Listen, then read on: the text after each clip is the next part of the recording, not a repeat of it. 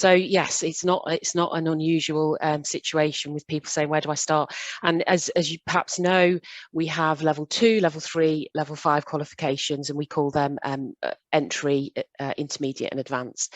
And just to put that into context, you do not have to start with level 2. It's a reasonable assumption. Lots of people assume you've got to do level 2 before you can move on to level 3, and that's not the case. We would say that level 2 tends to be pitched towards people with little or no experience in credit, or particularly nervous maybe about getting back into study. Anybody with experience, we would be normally saying look at least at level 3.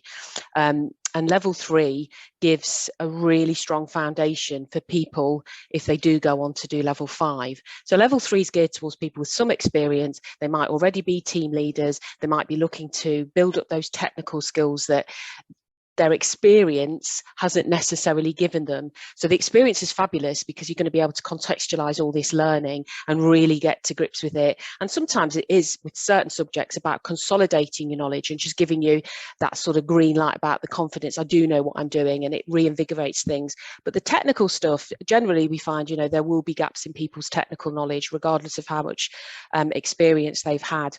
And we do still strongly advise that if you're thinking about going on to level 5, and level 5 is the advanced, it's to put it into context. I often find when I'm talking to people, if you give that some other level with qualifications, people then start to get it. So level 2 is roughly equivalent to GCSE, level 3 is roughly equivalent to A level, and level 5 is second year degree. So there's quite a jump from level 3 to level 5. At level 5, we say to people, there's an assumption that you will have robust understanding and knowledge in areas such as law, accounts and finance, good credit management practices, and also the business environment sort of module. So understanding how the links between supply and demand, that sort of thing. And that's where you might not have that understanding. So that's why we'll often say to people, even if you've got quite a lot of experience, don't discount level 3, because that's going to give you the absolute rock solid foundation to do very well at level 5. There are occasions when people will say, I really feel I should go straight in at level 5.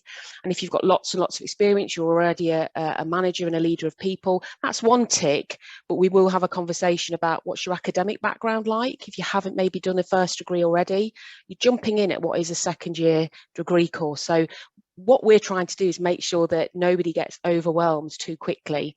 So I would say the vast majority of people joining us are joining us at level 3.